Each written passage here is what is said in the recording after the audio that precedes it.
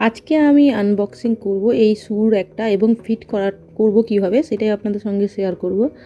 তাহলে চলুন ঝটপট দেখে নেওয়া যাক। ভিডিওটা অ্যাকচুয়ালি একটু বড় হয়েছে, যেহেতু সেট করতে খুবই প্রবলেম, মানে যে কোনো মানুষেরই হবে। প্রথম একটু অসুবিধা হবে, পরে কিন্তু ঠিক হয়ে যাবে। তো চলুন ফার্স্টে আনবক্সিং করে নিই। এই শুর একটা আমাকে বিবাহবার্ষিকী আমার দিদি গিফট করেছিল। এটা আমি ফ্লিপকার্ট থেকে নিয়েছিলাম।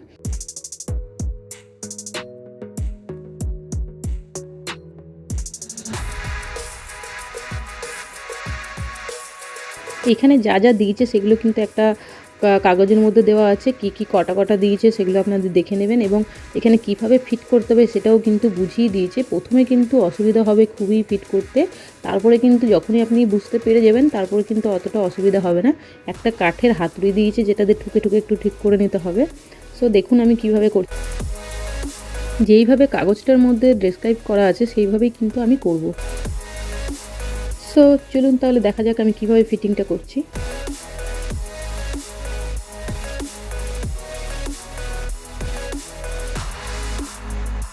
এই ভিডিওটা দেখলে অনেকের সুবিধা হবে করতে, এই জন্য ভিডিওটা আমি বানিয়েছি। ফিটিং করতে কিন্তু বেশ অনেকক্ষণই সময় লেগেছিলো। প্রথমে আমার কিন্তু অনেকক্ষণ সময় লেগেছিলো একটু বুঝতে, তারপরে কিন্তু আস্তে আস্তে হয়ে গেছিলো, তারপর আর অতটা সময় লাগেনি। সো প্রথমে একটু অসুবিধা হবে, যার কারণে ভিডিওটা দেখলে কিন্তু একটু সুবিধা হবে। যেই হুকগুলো দিয়েছে সেই হুকগুলো কিন্তু এরকমভাবে লাগাতে হবে, আর একটু ওই হাতুড়ির মতো যেটা দিয়েছে কাঠে সেটা দিয়ে একটু ঠুকে সেট করতে হবে।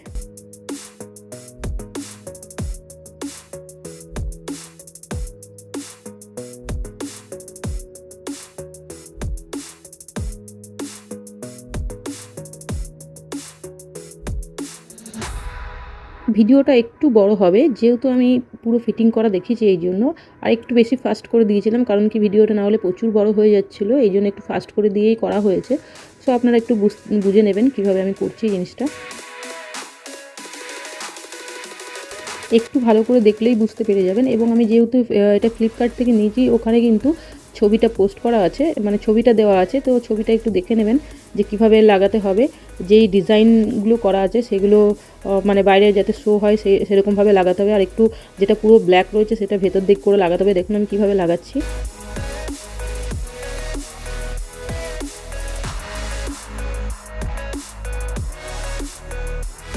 অ্যাকচুয়ালি এটা দুটো কালার ছিল, একটা হোয়াইট কালার ছিল আর একটা এই ব্ল্যাকের মধ্যে ডিজাইন করা। প্রথমে আমি হোয়াইট কালারটা অর্ডার করেছিলাম, তো হোয়াইট কালারটা দেখলাম অতটা ভালো লাগছে না, তো রিটার্ন করে দিলাম। রিটার্ন করে দিয়ে ব্ল্যাক কালারটা নিলাম। তো ব্ল্যাক কালারটাই ডিজাইনগুলোর জন্য বেশ সুন্দর লাগছে। আর মাঝখানে যেই একটা পার্ট যেহেতু লাগাতে হবে, তার জন্য এখানে কিছু ছোটো ছোটো হুক দিয়েছে, সেটা আপনারা দেখে নেবেন যেটা কোনটা কোন দিকে লাগাতে হবে। যেটা ডাবল হুক আছে সেটা মাঝখানটায় লাগাতে হবে, আর যেটা সিঙ্গেল হুক আছে সেটা সাইড দিকে লাগাতে হবে। লাগিয়ে এইভাবে কিন্তু সেট করতে হবে মাঝখানের যেই পার্টটা আছে। আর এটা কিন্তু কাঠের নয়, এটা কিন্তু ফাইবার, মানে এক ধরনের প্লাস্টিকটা যাই হোক খুব হার্ড সেটা বলবো না, একটু হার্ড আছে, কিন্তু খুব বেশি কিন্তু হার্ড নয়। মোটামুটি শু রাখার জন্য ঠিক আছে, কিন্তু আর একটু হার্ড হলে বেশি ভালো হতো। দূর থেকে দেখে মনে হয় কিন্তু এটা কাঠের, কিন্তু এটা কিন্তু একদমই কাঠের নয়, এটা হেভি প্লাস্টিকের মতো।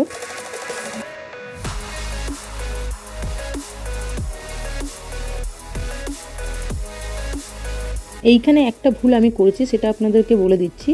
পেছনের যে পার্টটা আছে সেটা কিন্তু আমি একটু পরে লাগিয়েছিলাম, যার কারণে আমার একটু প্রবলেম হচ্ছিল। সো পেছনের পার্টটা কিন্তু পরে লাগাবেন না, মাঝখানের পার্টটা পরে লাগাবেন। আগে পেছন আর সাইডটা নিচেটা লাগিয়ে নেবেন, তারপরে সাইডটা আর পেছনটা লাগিয়ে নেবেন, তারপরে মাঝখানের পার্টটা লাগাবেন। আমি দেখুন পেছনের পার্টটা কিন্তু লাগাইনি, যার কারণে আমার কিন্তু একটু অসুবিধা হচ্ছিলো। আমি সাইডেরটা লাগাচ্ছিলাম আর মাঝখানের পার্টটা লাগাচ্ছিলাম, যার কারণে পেছনেরটা কিন্তু আমার লাগাতে একটু অসুবিধা হচ্ছিলো। প্রথমবারটা একটু অসুবিধা হচ্ছিলো, দেখুন পেছনটা পুরো খালি রয়েছে, পেছনটা কিন্তু আমি পরে লাগিয়েছি, যার কারণে একটু অসুবিধা হয়েছে। সেটা কিন্তু আপনাদেরকে বলে দিলাম, আপনারা পেছনের পার্টটা সাইডের পার্টটা আগে লাগাবেন, তারপরে কিন্তু মাঝখানের পার্টগুলো লাগাবেন।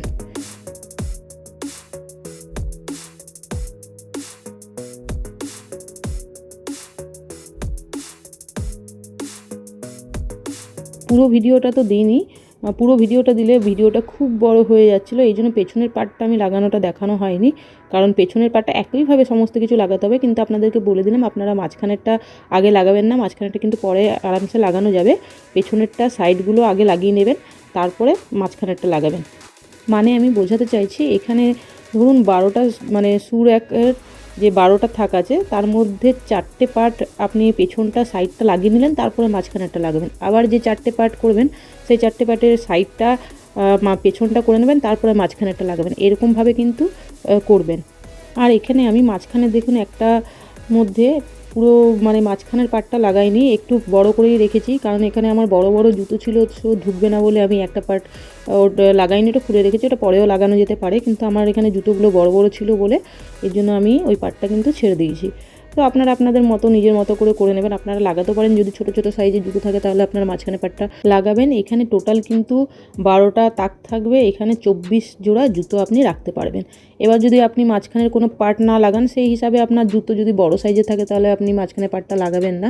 তো দেখুন এবার আমি দরজার মতো যেটা দিয়েছি সেটা আমি লাগিয়ে নেব।